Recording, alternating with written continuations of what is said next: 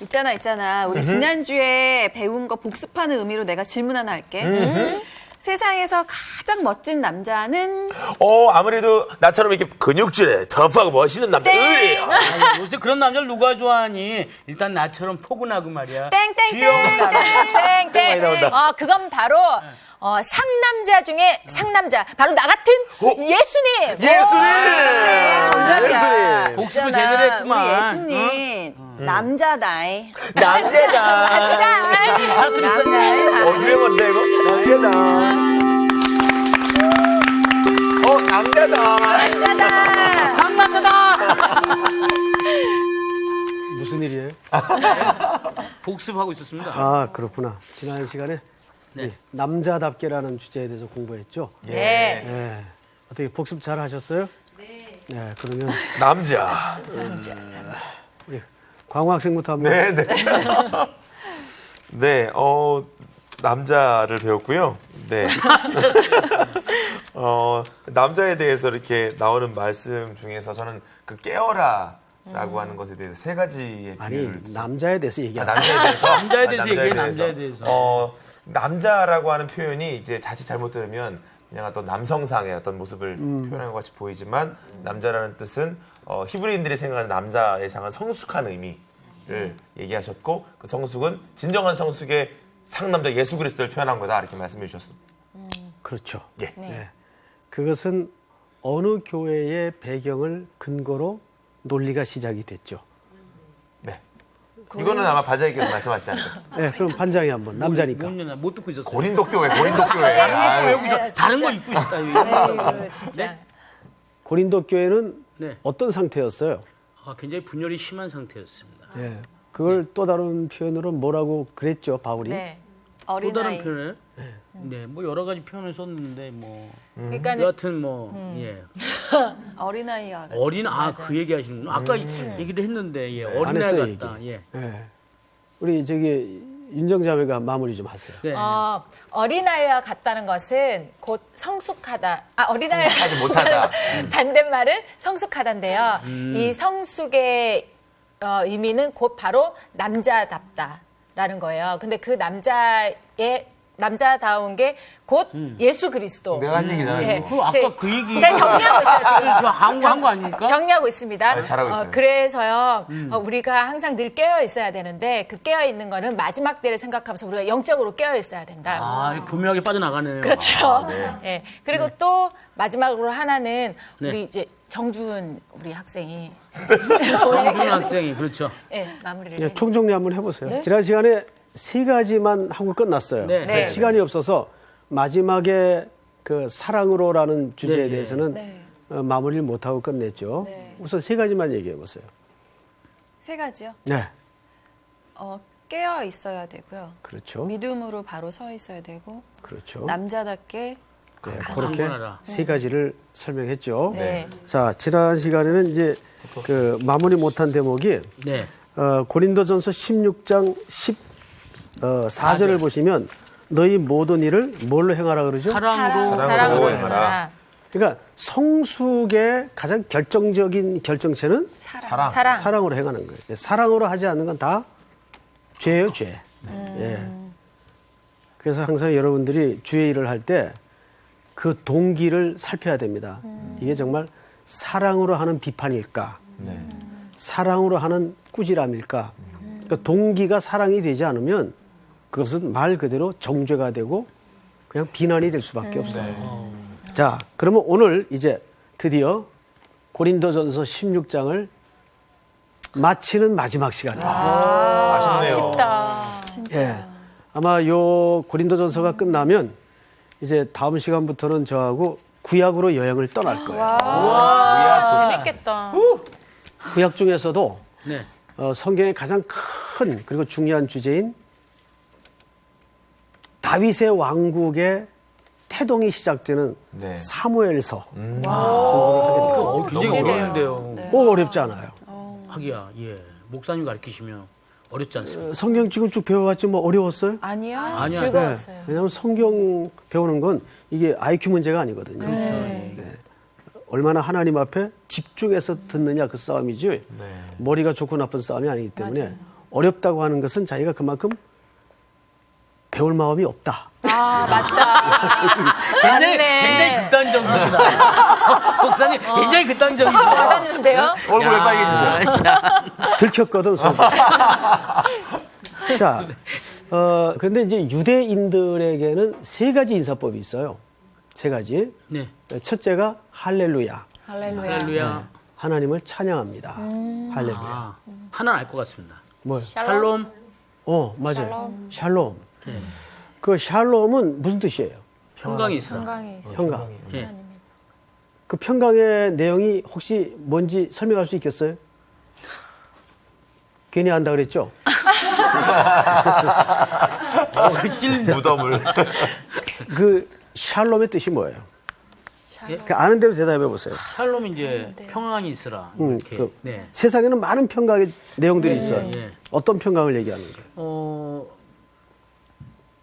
어떻게 보면 그때 당시에서는 이제 약간 그 노예 시대였고 하니까 이제 뭐 하루아침에 뭐 죽어나가는 사람들도 있었고 하니까 이제 그러니까 아무 일 없는 것, 그러니까 어떤 사고 자체가 없는 것 자체가 이들에게는 수습이 잘 안 되죠, 지금. 그러니까 안 되는 네, 거야. 안 되겠습니다. 예. 하나님의 평강이 그런 쪽은 아닌 것 같습니다. 그건 그때는 아닌가요? 살아있음에 대해서 시대적인 감사하는 어떤 것 배경을 봤을 때 물론 이제 시대적인 그 혼란 때문에 네네네. 샬롬 할 수도 있지만 근본적인 거는 우리 윤정자매가 말한 대로 하나님과 인간의 회복을 성경에서는 샬롬이라고 얘기합니다. 네. 자, 예수님이 이 땅에 오신 걸 뭐라 그랬죠? 땅에서는 평화, 하늘에서는 영광. 네. 그 땅의 평화가 뭐예요? 인간의 본질의 문제가 하나님과 디스커넥션, 끊어진 거예요. 그래서 평화라는 것은 이 끊어진 관계가 회복되는 걸 샬롬이라고 하는 겁니다. 그러니까 히브리 사람들이 그 샬롬을 인사할 때는 그런 심오한 신학적 심리학적인. 의미가 있는 거예요. 예. 아까 얘기하신 그 할렐루야도 그런 개념으로 그렇죠. 봐야 되는 예. 거예요. 하나님께만 찬송이 있을지어다. 그러니까 히브리 말에 또 찬송이라는 말은 사실 또 감사라는 개념과 동의어거든요. 자, 뭐 요건 가볍게 그냥 지나가십시다. 예, 너무 심각하게. 세 가지 중에 이제 하나 남았지 않았어요? 그 얘기 지금 하려고 그러는데 지금 끝나시는 건 줄 알고. 굉장히 도움이 돼요 오늘. 너무 많이 공부했나 봐요. 그게 오늘 주제입니다. 네. 세 번째. 세 번째 히브리 사람들의 인사는 마라나타. 오늘 수업 고린도전서 32강 마라나타. 자, 마라나타 개념 누가 설명할 수 있는 사람? 주 예수여 어서 오시옵소서. 주 예수여 어서 오시옵소서. 예, 맞아요. 근데 조금 직역을 해서 그 당시 시대 사람들이 말하는 표현대로 비슷해요. 표현하라면 어떻게 표현할 수 있는가 하면 주님 곧 오십니다. 그 뜻이. 자, 우리가 이제 이렇게 살아요. 이제 일상을 살아요. 근데 상훈 학생을 어서 만났어. 그러면 인사를 이렇게 하는 거죠. 네. 주님 곧 오십니다. 그러면 이 느낌이 벌써 다르죠. 그죠? 이쪽에서도 같이 똑같이. 당연하지. 당연하지. 오셨습니다. 오십니다. 이렇게 하면. 아니, 오셨습니다. 이렇게 하면 안 된다고. 이상한데 좀 약간. 왜 그래요? 오셨대. 주님이 곧 오십니다. 이 진짜 한번 둘이 인사를 해봐세요. 짝지어가지고. 자, 뒤에도. 네. 나를 따로 지어야 될 것 같아. 주님 곧 오십니다. 오실 거야. 곧 오십니다. 자, 보세요. 그래요? 주님 고 오신대요. 아멘. 예. 그만해요. 느낌이 굉장히 다가와요. 네, 되게 위로가 네. 돼요. 그러면 그 삶이 아주 편안하고 행복했을까요? 힘들었을까요? 힘들었어요. 근데 그 인사 한마디에 위로가 될까요? 안 될까요? 돼요. 기대가 생겨요. 그래.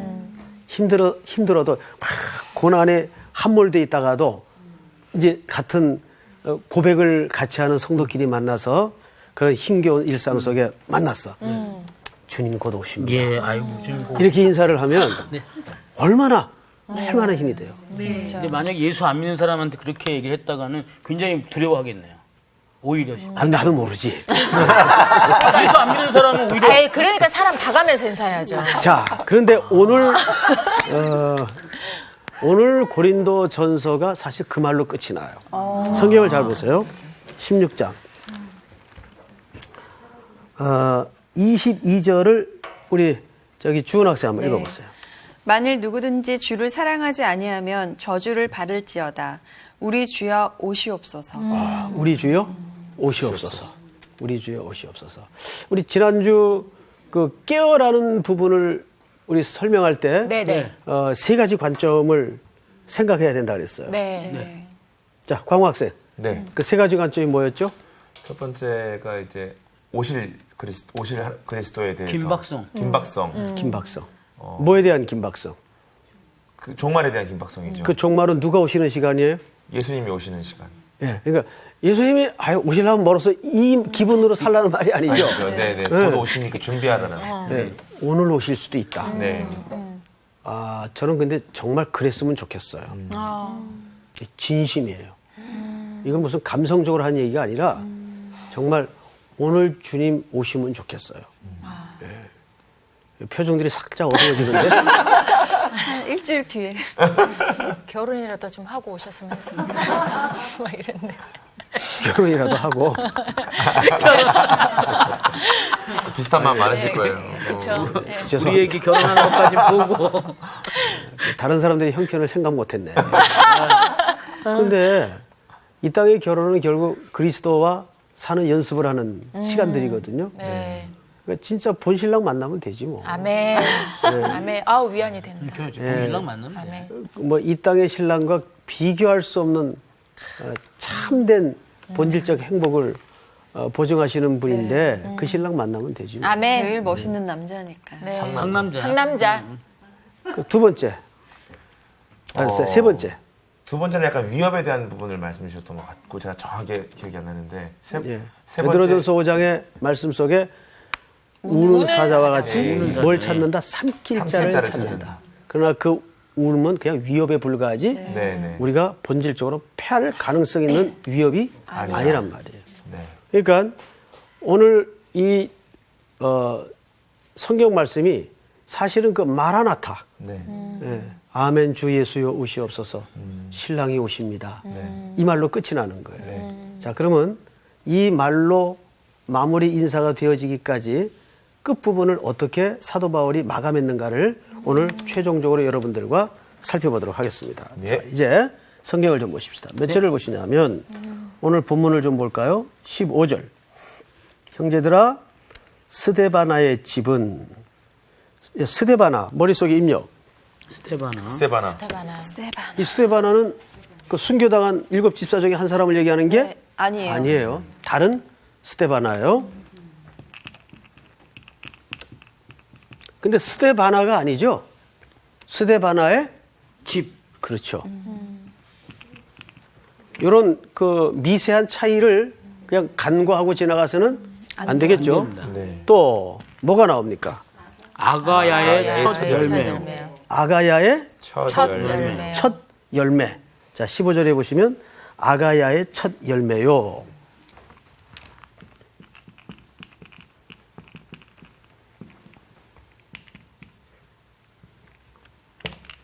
아가야는 뭘 말할까요? 이거는 지역을 얘기합니다. 지역을. 고린도 이런 지방들이, 도시들이 다 아가야 지역에 속해 있어요. 자, 그 다음에 또 보십시다. 아가야의 첫 열매요. 또 보십시다. 성도 섬기기로 작정한 줄을 너희가 아는지라 내가 너희를 권하노니 이같이 사람들과 또 함께 일하며 수고하는 모든 성도에게 순종하라. 내가 스데바나와 부드나도와 아가이고. 이름 어렵네요. 스테바나, 그래서 아이고 부도나도, 나왔어요. 부드나도 아가이고와 아가이고. 아가이고. 아이가고가 아니에요. 아가이고. 아가이고. 그런 아가이고. 사람들이 등장을 했어요. 자, 그런데 잠깐 주목하세요. 성경에 이렇게 이름들이 나올 때는 우리나라 사람들이 이런 이름을 볼 때는 별로 구분이 잘 안 되거나 못할 수가 있어요. 그런데 이 사람들이 이 이름을 볼 때는 대부분 구분이 돼요. 뭘로 구분이 되냐면 이건 노예들이 쓰는 이름들이구나. 금방 알아요. 예. 그러니까 우리나라 치면 뭐 개똥이 뭐 마당새 그렇죠. 뭐 예를 들면 억지로 예를 들자면 뭐 그럴 수도 있겠죠. 이름 보면 이 사람들의 신분이 금방 드러나요. 네. 그렇듯이 저런 이름들은 그렇게 귀한 사람들이 아니에요. 자, 그런데 여기에 보면 스데바나의 뭐예요? 집. 집. 이 집이라는 말이 혹시 이 파밀리아 어디서 많이 들어보지 않았어요? 네, 들어봤어요. 파밀리아 아파트.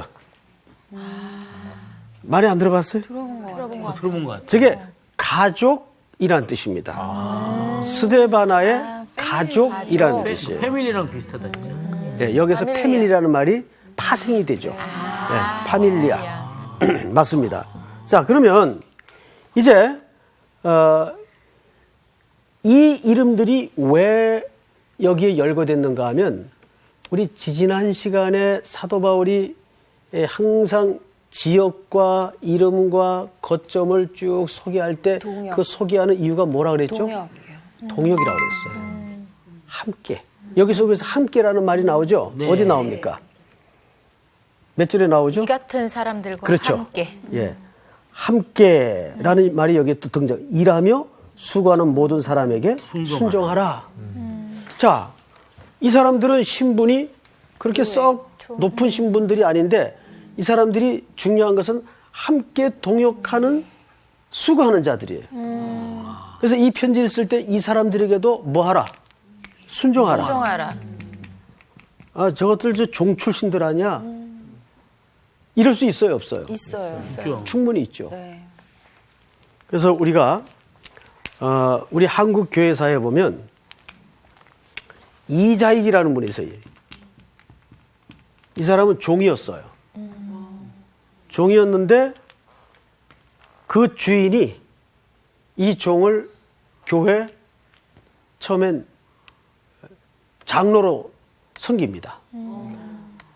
종과 주인이 한 교회에서 봉사를 했어요. 근데 임직 투표를 했는데 종이 장로가 먼저 돼요. 주인은 그냥 서리 집사고. 근데 이 주인이 제가 주인 이름이 갑자기 생각이 안 나는데 너무 훌륭해요.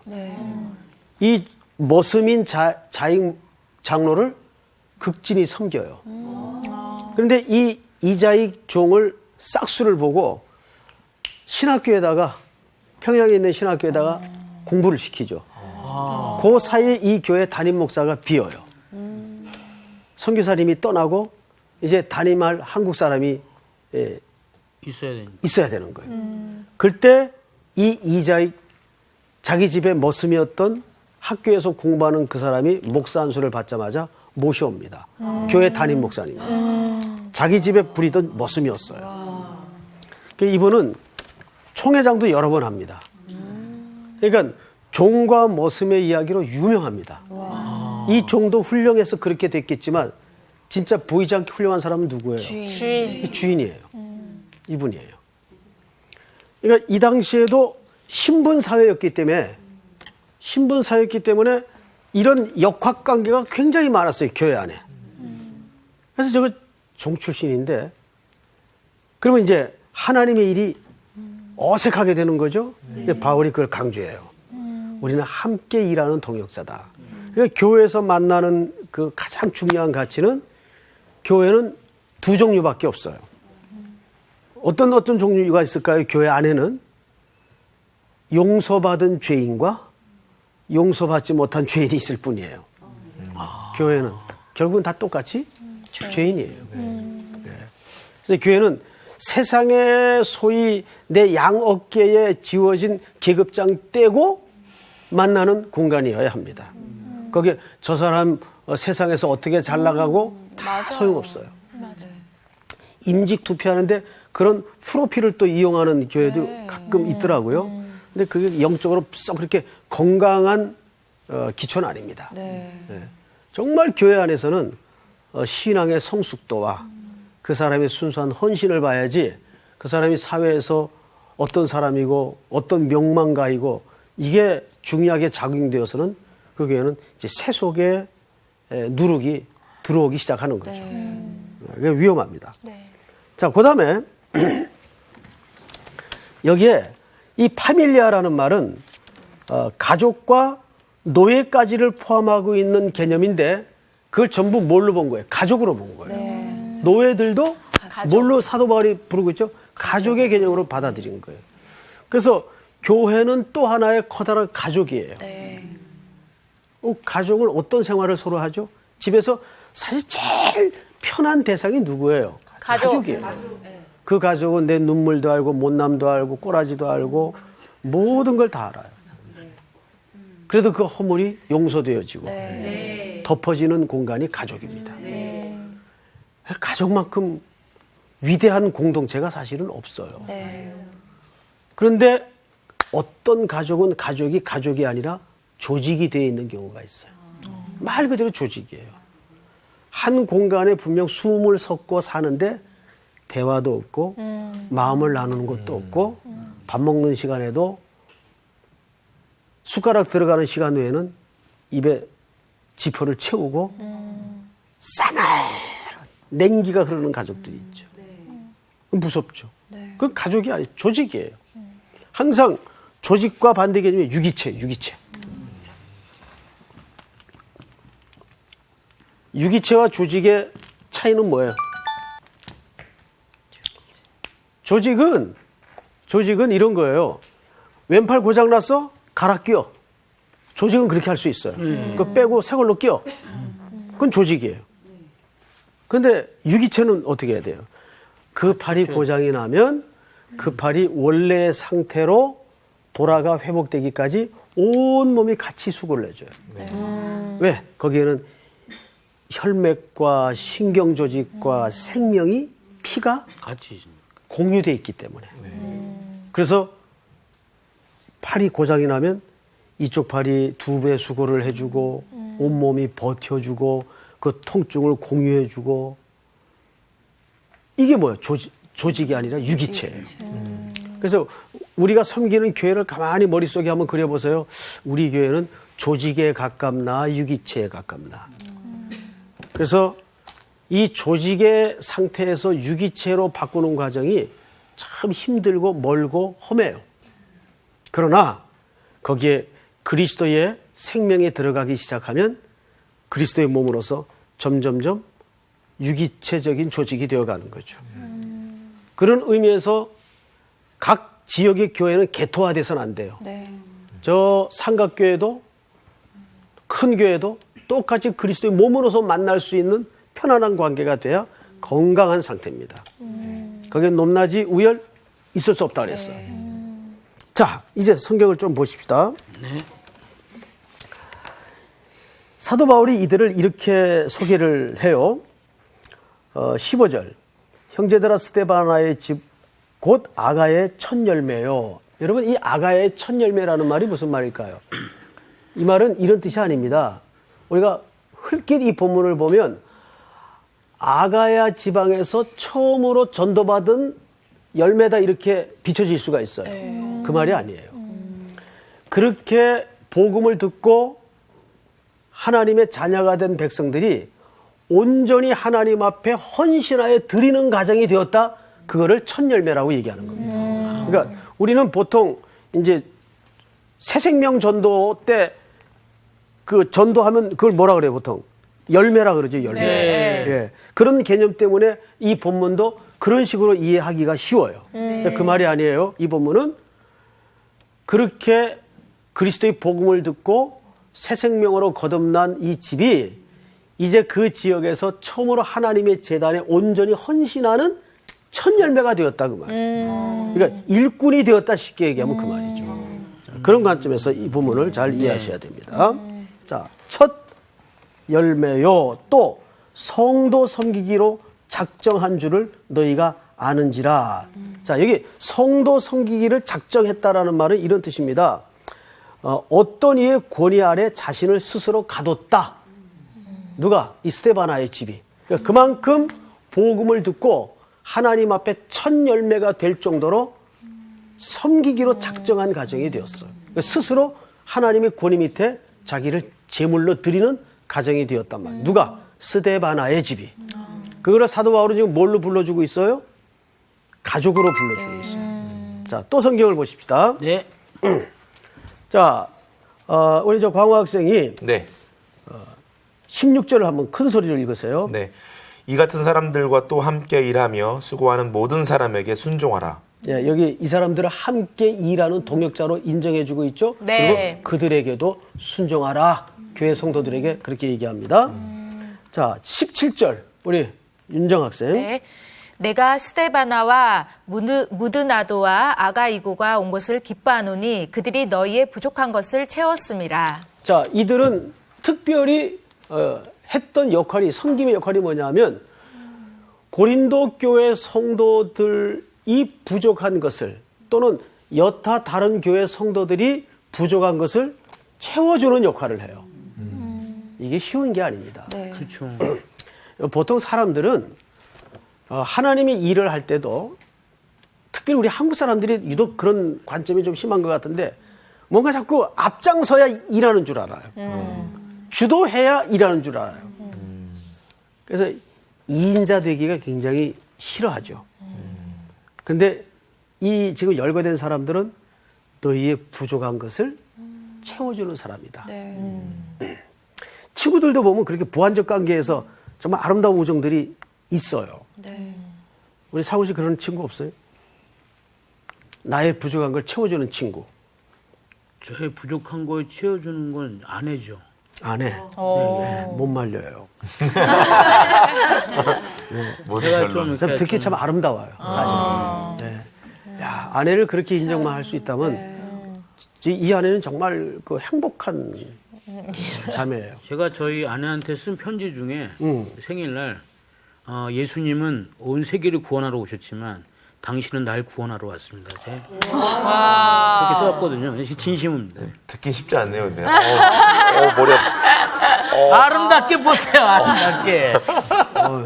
막 오징어가 불판에 오골오골하네. 그런데 듣기 좋아요. 네. 아, 정말 그 행복이 묻어 나오죠. 네. 보완적 관계의 친구가 있다면 참 아름다울 것 같아요. 그런데 교회에서 이걸 잘 못해요. 왜 그럴까요? 교회에서 일마저도 경쟁으로 가르쳤어요. 이런 분이 계세요. 연말이 되면 늘 교회가 이제 예산이라는 걸 짜요. 그리고 결산을 하죠. 예산 짜기 전에 결산하죠. 그래서 결산 대비 몇 프로 올리고 이제 다음 예산을 짜지 않습니까? 결산을 하는데 사실 요즘 결산이 넘치는 교회가 그렇게 많지 않아요. 과거에도 또 그랬고 항상 뭐 5% 부족했다든지. 근데 그 어느 장로님은 이 결산을 해보고 이제 예를 들어 3%가 작년도 예산 대비해서 결산을 해보니까 모자란다. 그러면 이게 전 당회원들이 그 결산을 하다가 참 위축이 되죠. 성도들의 살림이 어려워졌나, 헌신이 식었나, 뭐 여러 가지 생각을 할 수가 있겠죠. 그때 아무 소리 않고 그 나머지 부분을 채워요. 이 장로님이 채워서 결산에 대한 100%를 딱 매년 맞추는 장로님이 계셨어요. 꼭 재정의 문제를 얘기해서 죄송하긴 한데 예를 들면 그건 돈의 문제 이전에 사실은 마음이죠. 우리 교회가 계획한 내용대로 성도들이 힘들고 어려워서 헌금이 들어오지 않는 만큼 자기가 보충하는 거죠. 그런데 보충하는 인생도 굉장히 의미가 있습니다.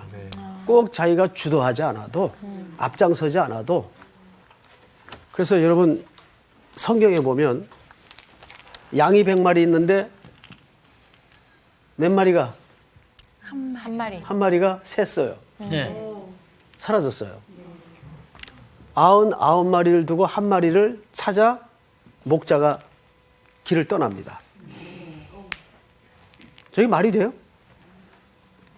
말이 안 되죠. 말이 안 되죠. 예. 99대 1. 네, 상식적으로는. 맞아. 셈법으로 치자면 한 마리 때문에 99마리를 길바닥에 두고 한 마리를 찾아 나서는 목사가 아니라 목자의 목자. 마음. 근데 여기 이유가 있어요, 여러분. 한 마리가 채워져야 100이 완성이 돼요. 이런 개념이 있어요. 그러니까 그 부족한 게 사실은 채워져야 그게 완전해진다고. 그러니까 그 부족한 것이 작은 퍼센트지일지라도 그 채워주는 사람의 그 수고와 채움과 섬김이 100만큼이나 소중하다 그 말이에요. 그거를 그냥 99분의 1로 봐서는 안 된다는 이야기죠. 그거는 정말 우리가 산수셈법이지 그거를 온전한 차원에서 이해를 갖고 있지 않을 때 그런 계산이 돼요. 근데 한 마리가 채워져야 100이 완성이 된다는 사실을 알아야 돼요. 마찬가지죠? 네. 교회도 마찬가지예요. 그래서 항상 제일 중요한 수가 뭐냐? 하나예요, 하나. 한 마리 양, 한 드라크마. 그 여인의 섬세함으로 그 드라크마를 어떻게 찾아요? 성경에 보면 찾도록 찾아요. 여인의 그 섬세함과 끈질김으로 찾을 때까지 찾아요. 완성을 위해서. 그래서 우리 한국 교계도 좀 이런 관점에서 좀 인식 전환이 왔으면 좋겠다는 생각이 듭니다. 여러분들이 좀 그 인식을 많이 좀 나누고 전하세요. 네. 네. 자, 넘어갑니다. 성경을 보십시다. 18절을 우리 김상훈 학생 한번 읽어보세요. 그들이 나와 너희 마음을 시원하게 하였으니 그러므로 너희는 이런 사람들을 알아주라. 자, 너희는 이런 사람들을 어떻게 하라고요? 알아주라. 여기는 마음을 시원하게 한 것도 중요하지만 이런 사람들에 대해서 알아주라는 말은 무슨 말이에요? 인정해 주라는 말이에요. 근데 우리는 잘못된 인식이 있어서 그러면 그게 교만해져. 수고한 것도 모르는 척. 그게 결코 건강한 신앙이 아니에요. 수고한 부분에 대해서는 객관적이고 정당하게 정말 수고했다. 이번에 수고했다. 이거는 이 사람을 격려할 뿐만 아니라 성도의 중요한 교제의 한 측면이에요. 우리 형제가 전체 공동체를 위해서 수고했는데 제 칭찬하면 교만해져. 이러면 너무 그 인간미가 없잖아요.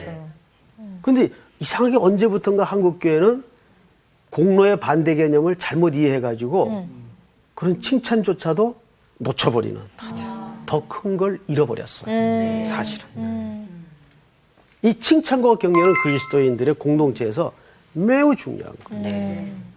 그런 차원에서 우리 저 주은 학생부터 옆에 사람에게 좋은 점 한 가지씩만 한번 얘기해 보세요. 생각해 보세요. 어떤 좋은 점이에요? 광우는 그러니까. 진짜 제가 힘들 때 정말 뒤에서 묵묵하게 기도를 해줘요. 오, 최고죠, 최고. 정말 감동이에요. 누군가 나를 위해 소리 없이 기도해 준다는 만큼 근데 힘이 되는 게 카톡이 계속 오긴 와요. 누나 기도하고 있어. 이야, 묵묵하게는 아니고. 정말 묵묵하게는 아니고 그냥 대놓고 티내면서 하는구나. 정말 강우 학생 이제 선생님이 다시 보게 되죠. 강우 학생은 아무래도 저희 여기 윤정 나야? 학생은 굉장히 사람을 기쁘게 해주고 주변에 있으면 아무리 슬픈 마음이 있더라도 이렇게 사람을 행복하게 해주는 아름다운 기운이 있는 친구. 진짜. 여자로서는 최고예요.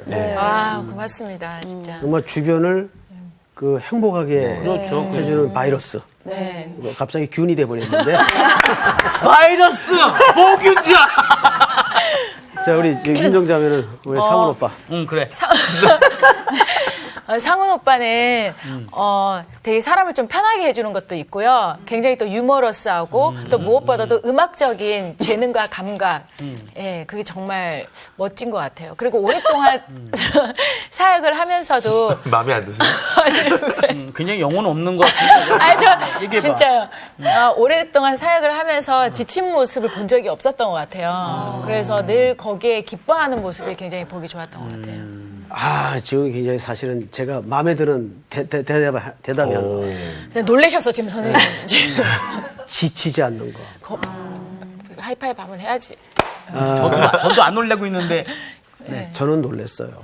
그게 왜냐하면 사람이 왜 힘들지 않아요. 지칠 수 있죠.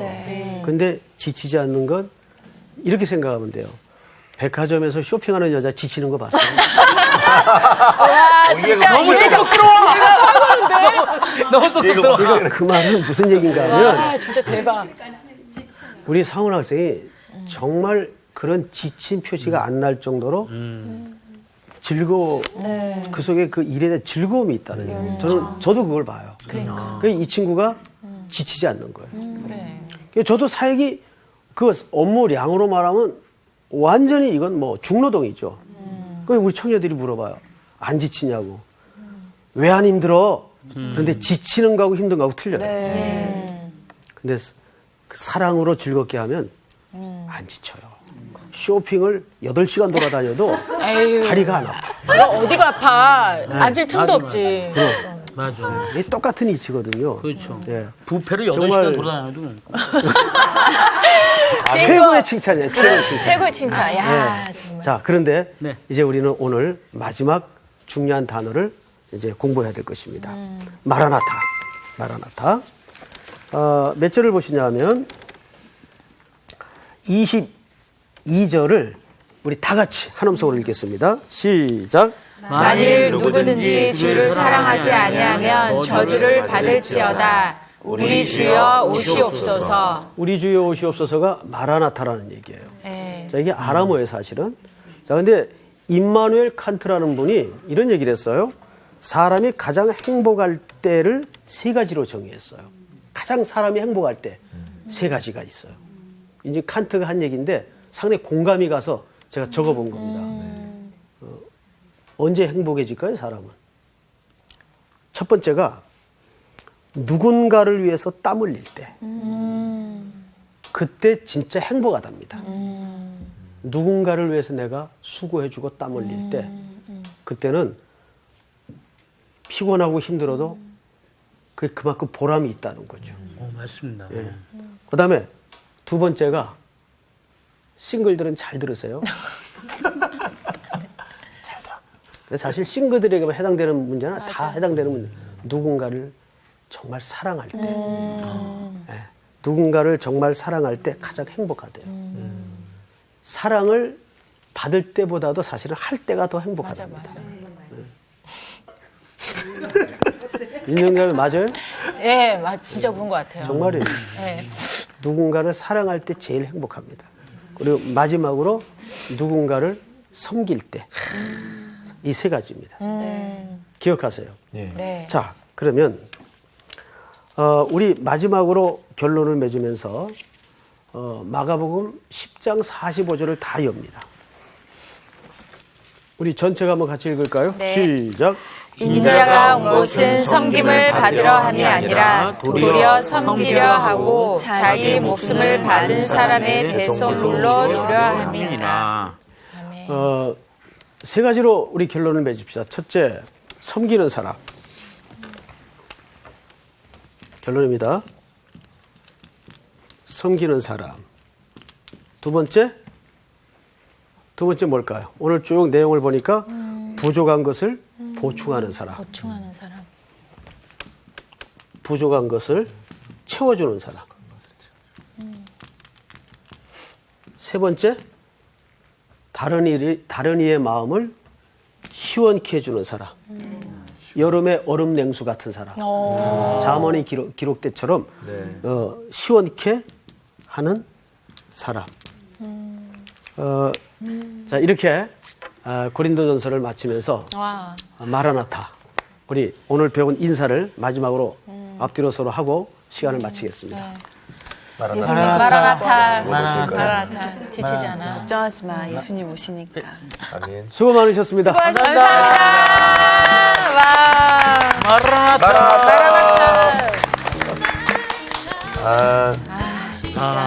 마라나타야. 진짜 아까 우리가 섬김에 대해서 잠깐 배웠잖아요. 그래서 가끔은 누군가를 섬길 때 자기도 모르게 살짝 그 대가를 바랄 때가 있잖아요. 근데 진짜 섬김은 아무 조건 없이 대가 없이. 다 이렇게 주는 거. 그때가 정말 행복한 거잖아요. 받으려고 하는 순간 안 돼. 예수님이 우리 자격 없는 우리를 위해서 십자가 달려 죽으시고 우리를 구원해 주신 것처럼. 그치? 그렇죠. 빨리 주님 오셨으면 좋겠습니다. 마라나타! 마라나타. 마라나타. 마라나타. 목사님 감사합니다. 이번 주 퀴즈입니다. 예수님의 12제자 중 닭이 울기 전에 예수님을 3번 부인했던 제자는 누구인가요? 1번 베드로, 2번 요한, 3번 안드레.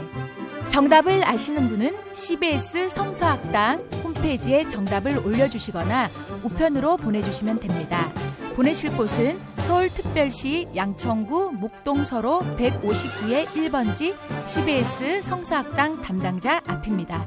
연락처를 꼭 남겨주세요. 선정되신 분들께는 대한성서공회에서 성경, 송태근 선생님의 내가 어디 있느냐, 하나님이 꿈꾸는 교회, 김기석 선생님의 오래된 새길, 신우인 선생님의 땅과 하늘의 갈림길에서, 구미정 선생님의 2글자로 신학하기 가운데 하나를 드립니다.